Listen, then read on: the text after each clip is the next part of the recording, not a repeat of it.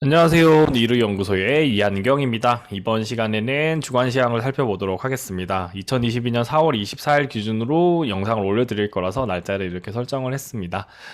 위험 진단 한번 살펴볼게요. 지난번하고 그렇게 차이 나는 건 없습니다. 동일하게 보고 있고요. 위험의 사항은 전반적으로 가장 큰 위험은 요 금리 인상이죠. 금리 인상인데 이제 저기 연준 회의 결과가 나오니까 6월에 이제 빅스텝을 갈 거다. 0.75. 이게 나오다 보니까 주가가 급락이 나온 거예요. 그러면 이 말은 뭐냐면 선반영일까요? 과연? 그러니까 이걸 알았으니까 매도 치는 걸까요? 과연? 그런 느낌이죠. 예, 그러면 이거 몰라서 떨구는 걸까요? 하락의 이슈가 나왔기 때문에 떨구는 겁니다. 그리고 다음 주에는 실적 발표도 있기 때문에 지금 안 떨구면 힘들다는 것도 이해를 하고 있을 겁니다. 원래는 저는 애플과 테슬라의 실적이 나왔을 때 2800에 가까워 주기를 바랬어요. 근데 이게 좀 힘들겠다. 그렇게 보고 있는 거고요. 다음 주에도 다시 2600대 2650, 2650 정도 원저리까지 내려왔다가 2750 사이에서 빙빙빙 돌지 않을까. 시장 모르는 거거든요. 여기 있는 이슈들 때문에 중국 코로나 셧다운을 이제 안 한다는 거, 이 정책이 바뀌고 있는 거, 그다음에 러시아 우크라이나가 26일 날 유엔 사무총장이 가서 이제 협의를 끌어낼 수 있거든요. 그러면은 이제 실질적으로는 5월 초에 끝날 수 있어요. 전쟁이 끝난다는 건 이제 총소리만 안 나는 거죠. 위험 사항은 동일한 거고요. 그다음에 원자재 가격 위험이 급락이 나왔어요. 그러니까 얘가 올린다고 하니까 얘가 급락이 나오고 가상화폐도 급락이 나왔단 말이에요. 그러니까 가상화폐 급락은 필라델피아 반도체 지수에 영향을 미치지만 실질적으로 이 금리 인상이 전체적인 가격, 인플레이션을 막아내는 효과가 일어나고 있구나. 그렇게 봐주시면 됩니다. 네, 그렇게 보주시고 영상 참고해 주시면 되고요. 신흥국 신흥 위험도 크게 변한 건 없습니다. 러시아만 변한 거고요. 터키로 봤을 때는 큰 폭의 변동보다는 소폭 조금 상승했다. 그 정도로 보시면 될 것 같고요. 아마 지난주에 뺀 이유는 그 정보가 나왔는데 18, 19, 20, 18일 날은 테슬라, 19일 날 마이크로소프트, 알파벳, 구글이죠. 유튜브, 20일 날 애플, 21일 날 BOJ 통화 정책인데 BOJ에서 어떻게 할까요? 여기는 금리 인상 안 해요. 그러면은 경제 회전할 수 있는 그런 정책을 펼칠 가능성이 높거든요. 그리고 20일 날 중국 4월에 제조업 PMI 지수인데 분명히 안 좋게 나올 겁니다. 디포트를 우려하기보다는 결국엔 뭘까요? 인플레이션을 막아낼 겁니다. 그래서 그리고 미국의 물가 지수도 나오는데 3월에 물가 지수 나오고 소비자 심리 지수 조금 깨졌을 것 같은 느낌이 안 드세요? 그러니까 사실상 그 상황이 벌어진다면 전반적으로는 시장이 썩 좋게 그러니까 썩 나쁘게 더 나쁘게 움직이기보단 지금 금요일 날 하락의 정점을 찍었구나. 그리고 이제 월화 수목금 하면서 꾸역꾸역 올렸다가 또 이제 5월 초 되면 또 반대 방향으로 갈 수 있다. 그렇게 보시면 될 것 같습니다. 하나씩 살펴보도록 할게요. 자, 여기 있습니다. 그러니까 주간 주요 프리뷰인데 날짜는 이제 요걸 보시면 됩니다. 25, 26, 그다음에 29일인데요. 4월이 이제 끝났습니다. 여기 있는 테슬라 실적, 그다음에 마이크로소프트, 알파벳과 뭐 여러 가지 기업들 있죠. 물론 여기서 안 좋은 기업들은 떨어질 겁니다. 그렇지만 올라갈 기업이 많고요. AMD 실적은 좋아요. 그 다음에 애플 실적 좋고 메타가 안 좋을 거고요. 그 다음에 퀄컴 괜찮을 거고 소니는 좀 쏘쏘. 보잉은 이제 흑자가 아닐 거라서 조금 그런 거고요. 만약 흑자라고 하면 추가적인 상승이 나올 수 있을 겁니다. 머크 인텔, 그 다음에 엑소모빌, 쉐보롯 이런 기업들이 다 있고요. BOJ 통화정책에 의해서 금리를 어떻게 결정, 금리 동결이냐, 그 다음에 추경까지 이제 생각하느냐 그런 부분들이 영향을 미칠 겁니다. 빅테크 실적 발표에서 이런 기업들은 괜찮을 것 같은데 밑에 있는 기업들은 오히려 조금 위험할 수도 있겠다 그렇게 보고 있는 거고요. 그러니까 코로나 끝난 상황이고 그만큼 물건이 안 팔리지 않을까. 치료제가 있는 기업들은 성공할 겁니다. 머커는 치료제 있죠. BOJ 통화정책회의 결과도 확인해야 되고 1사분기에 1분기 이제 경제 성장률 확인해야 되고 실질 가계 소비와 물가지수 소비자 심리 지수인 미국의 상황을 이제 예의주시하게 보셔야 되고 29일 날 기준으로 또 급등락이 왔다 갔다. 저는 다음 주는 오늘 이제 일단 빠지고 시작할 거 아니야? 지금 금요일로 확실히 빠졌으니까 우리나라도 빠지고 시작할 거고 이때 2650, 2600, 2650 정도 인 상태로 갈 거고 그 다음에 슬렁슬렁 올라오겠죠 또. 예, 여기 이제 왔다 갔다 할 수 있는데 설렁설렁 올라갈 수밖에 없는 게 실적을 통해서 올라갈 수는 있다. 그렇게 보고 있습니다. 우리나라 빅기업 중에서 빠질 기업은 결국에는 누가 빠지가냐면 고퍼주가 남았어요. 고퍼주가 남았기 때문에 대기업보다는 고퍼주 위주, 그 다음에 삼성전자 필두로 해서 좀 주가를 힘들게 하면서 변화가 일어날 수 있다. 그렇게 봐주시면 될 것 같습니다. 선물인데요. 이거는 이제 그거 보면서 시작하도록 하겠습니다. 차트를 한번 볼게요.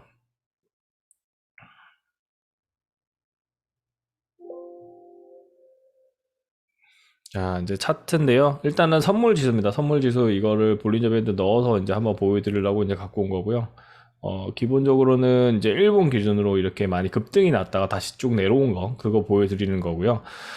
선물이 이제 이게 5월물입니다. 이게 매 미국 달러 선물이 이제 이런 식으로 움직인다는 거, 그렇게 보시면 되고요. 볼린저 밴드를 이제 원래는 다 잘라서 찍어드리려고 했는데, 이렇게 보는 게 조금 더 여러분들한테 낫다라고 생각이 들고, 추세선도 끌어드리려고 이제 생각해 보시면 될 것 같습니다. 네. 볼린저 밴드만 추가해서 볼게요. 볼린저 밴드에서 상단에 지금 와 있는 거고요. 이걸 조금 줄여서 보면 이 구간이죠. 60분봉으로 보겠습니다. 60분봉, 뭐 30분봉 정도로 보면 지금 이런 상황이죠. 근데 이거는 우리나라 장 마감 기준이고 다시 이제 요까지 다시 치솟아 올랐어요. 왜? 미국 장이 폭락하면서 우리나라에 그러니까 들어와 있는 게 매도 자산이 들어오면은 달러 해지가 들어가면서 이게 금등이 나옵니다. 그래서 요까지 다시 올라와 있는 N자형 파동 비슷하게 올라와 있는 그런 모양이라고 보시면 될 것 같습니다. 30분봉 기준으로 이렇게 돼 있고요.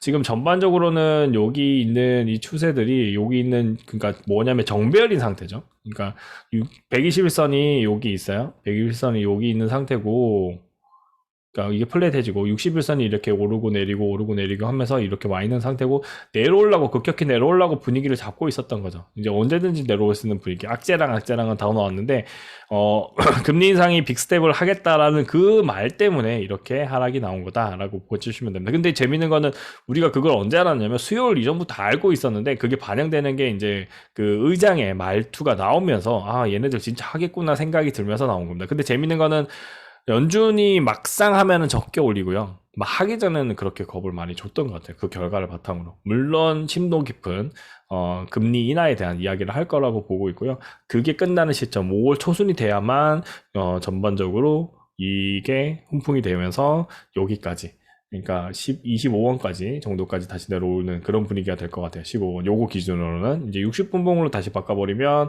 여기죠. 여기 25까지 이제 치솟아 있는 거라서 여기를 지지받고 올라가는 모양이 될 수가 있고요. 근데 이제 일봉으로 딱 들어가서 보면은 볼린저 밴드 하단은 15원이 됩니다. 결국에는.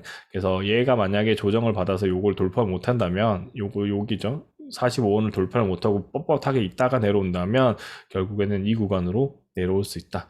근데 이제는 이제 20원까지도 이제 생각을 해야 되는 거거든요. 근데 말씀드렸다시피 이제 인버스도 서서히 매집을 해야 되는 그런 수간이라고 보시면 될 것 같습니다. 그 다음에 코스피 200 선물을 이제 살짝 살펴보도록 할 건데요. 이걸로 볼게요. 코스피 200 선물 6월물로 그냥 보도록 하겠습니다. 이것도 30분봉, 60분봉 먼저 보고 전반적으로 보겠습니다. 60분봉으로 봤을 때는 지금 하단에 딱 머물러 있다는 느낌이 들죠. 여기 352 요 구간. 그러다 보니까 요게 반등 급락이 나왔기 때문에 다시 올라갈 수 있는 그런 모양이지만 실질적인 하락 구간에 우리가 저점이 347입니다. 그러니까 한 밴드인 거죠. 이 밴드와 밴드 사이에 있었던 거고, 지금 야간장 같은 경우에 352.5까지 떨어져 있는 겁니다. 그러니까 엄청난 급락이 일어난 거예요. 여기서 요거 내려간 것도 위험한데 이것도 여기서 한 번 더 내려온 거라고 보시면 되고요. 주간의 고점이 이제 예전에 4월 초에 있었던 367까지. 이거는 삼성전자가 한 3,000원, 4,000원 오르면 요 구간으로 갈 수 있습니다. 다른 게 안 떨어진 상태에서는 그렇게 보시면 되고요. 그 다음에 일본 기준으로 다시 보면은 일본 기준으로 조금 늘려가지고 보시면은 지금 하단이라는 거 느껴지죠? 이 구간에 있는 사람들, 기관 투자자는 두려워하지 않고 사고 있습니다. 과연 개인들도 그럴 수 있느냐? 그런 거에 가까운 거고요. 올해 기준으로 여기 고점까지는 못 갈 것 같고 여기 정도 375 정도까지는 뭐 무난하게 한 번 더 가주는 게 전반적으로 좋고요. 박스권으로 들어가지 않을까라고 저는 조심스럽게 봅니다. 345에서 375에 박스권이 나올 것 같고요. 지금은 미국장이 떨어졌기 때문에 350 지지 테스트를 한번 할 것 같아요. 월요일 장 중에. 물론 이제 이게 만약에 350에 가깝게 한번 찍으면 지난번처럼 여기 350 가까이 찍고 바로 급등 나왔죠. 이거랑 똑같은 일이 벌어질 수 있습니다. 근데 그래도 조심스럽게 시장을 봐야 되기 때문에 풀 배팅 하기보다는 그거 한 거고요. 저는 여러분이 가능하다면 코스피 200 지수나 코스피 200 레버리지도 조금씩은 사도 괜찮지 않나 그렇게 보고는 있는데요. 물론 뭐 서두에 다른 영상에서 올려드릴 때 뭐라고 올려드렸냐면 제가 여기다가 여기까지도 가능하다고 했을 거예요. 300 요걸로 보지 말고 코스피 지수로 보겠습니다. 그거를 코스피 지수로 보시면 조금 더 낫기 때문에 지수로 볼 때 말씀드리도록 할게요. 그러니까 일본 기준으로는 지금 여기인데 여기까지도 한번 테스트를 한번 하러 갈 수 있습니다. 그거 꼭 생각해 주시면서 대응을 해 주시면 될 거예요. 요만큼 떨어지는 거. 근데 이거는 급락인데 이거 발생한 거는 LG 엔솔이 영향이 컸죠. 그러면 이 LG 엔솔이 언제 또 900만 주가 나옵니까? 7월이죠. 그러니까 여기서 플랫하게 놀다가 쭉 떨어질 수 있다는 거 생각하시면서 대응을 해 주시면 될 것 같습니다. 코스피 200이었고요. 주요한 선물로 한번 들어가서 보겠습니다. 주요한 선물로 봤을 때는 야간에 찍은 자리 다 찍었고 우리 야간에 351.8까지 떨어졌죠. 그러면은 사실상 이게 깨질 가능성이 높겠죠. 여기까지 선물 더 떨어졌기 때문에 347.9까지 한번 테스트하고 갈 수도 있고요. 물론 이제 갭 하락이 떨어지면 갭을 또 채우러 가기 때문에 이번에 갭은 좀 심한 갭이거든요. 그러면은 사실상 거기까지는 그러니까 바로 급락하기보다는 조금 비비다가 올라갈 가능성도 있다. 그렇게 봐주시면 되고요. 우리나라 대형주들이 이미 빠졌기 때문에 그게 가능한 거다라고 봐주시면 될 것 같습니다. 이제 코스피 지수를 이제 살펴보도록 할게요.